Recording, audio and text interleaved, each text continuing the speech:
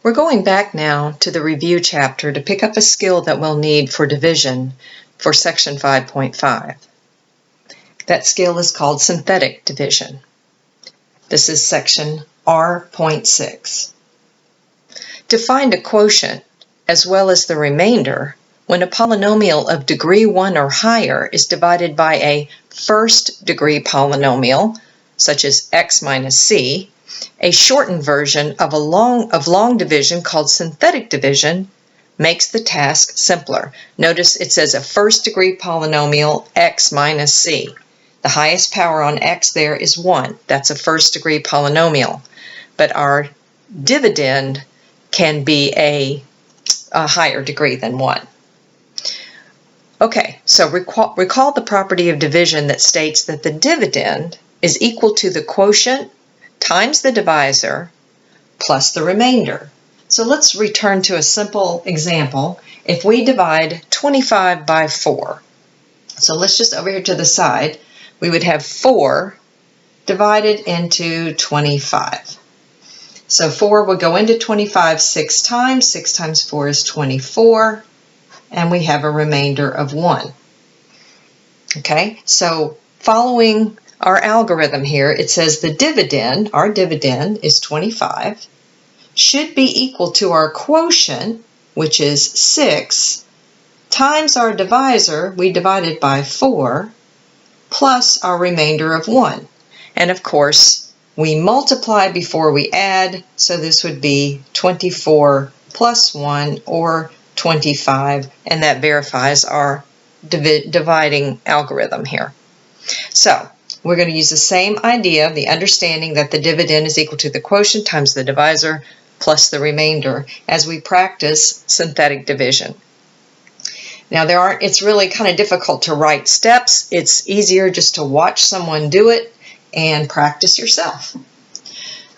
So we have a polynomial, 3x squared plus 2x minus 1, and we want to divide that by this first degree polynomial x minus 2. So thinking back to 5.1, when we have x minus 2 as a factor, what is the zero, the real zero? Well, it would be 2, right? Just like we saw that would be our x-intercept, right? If we factored a quadratic and x minus 2 is one of our factors, we would say that x equals 2 is one of our x-intercepts or one of our solutions. Well, likewise here, it is the zero we would be investigating. But just for purposes of synthetic division, what we are dividing by here, then we're going to be able to divide without using any of the variables. So our divisor is actually 2. And we're going to divide 2 into 3x squared, we don't need the variables, we're just writing the coefficients, plus 2x to the first minus 1. All right, so watch the procedure here. First, we bring down the 3, bring down this first number, multiply, 2 times 3 is 6, put that number here, then add.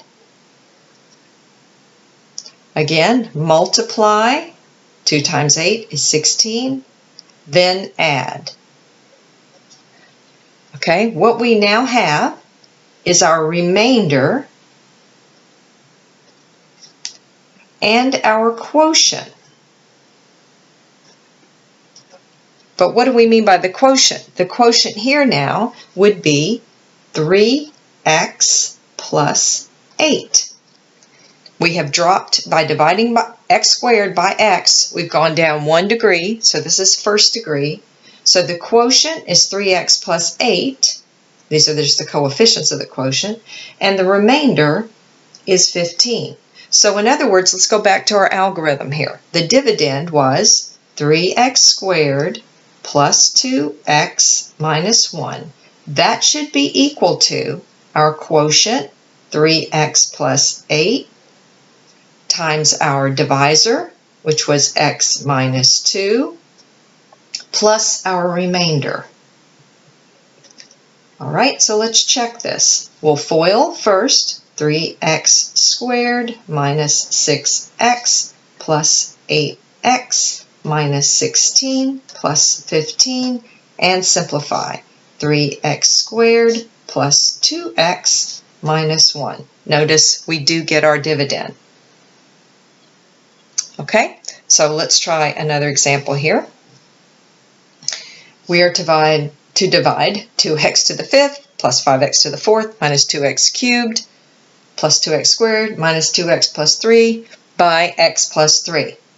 So again, what is the 0 here? Let's think of it that way to remember what we're dividing by. Remember it said x minus c. So x minus what here? Negative 3. So negative 3.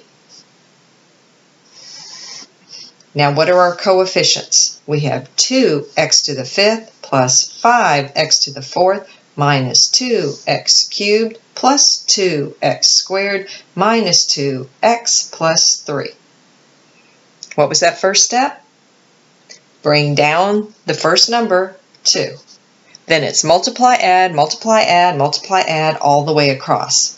Negative 3 times 2, negative 6, add negative 1. Negative 3 times negative 1, 3, add positive 1. Negative 3 times 1, negative 3, add negative 1. Negative 3 times negative 1, positive 3, add positive 1. And negative 3 times 1, negative 3, add 0. Remember, this last one is our remainder. What do we say when we divide and our remainder is 0? What do you say about that division process? For example, if we up here had said, let's divide 4 into 24. Well, we'd say 4 into 24 is 6, 6 times 4 is 24, and the remainder is 0. We would say that 4 is a factor of 24. 4 is not a factor of 25, but 4 is definitely a factor of 24. How do we know? Because it divides evenly into 24. That's our same conclusion here.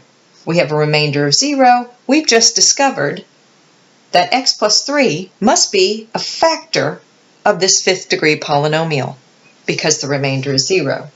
Again, you can check using the algorithm to see if the quotient can be found, the dividend can be found by multiplying our quotient. Let's identify what our quotient is. Here it is. These are the coefficients, right? So this would be our constant. This would be our coefficient of x. And this would be our coefficient of x squared, and our coefficient of x cubed, and our coefficient of x to the 4th. Notice we started with an x to the 5th. We divided by an x to the 1st, so we've reduced our quotient now by 1 degree. So we have what? Our quotient then is 2x to the 4th minus x cubed plus x squared minus x plus 1. Our remainder in this case is 0.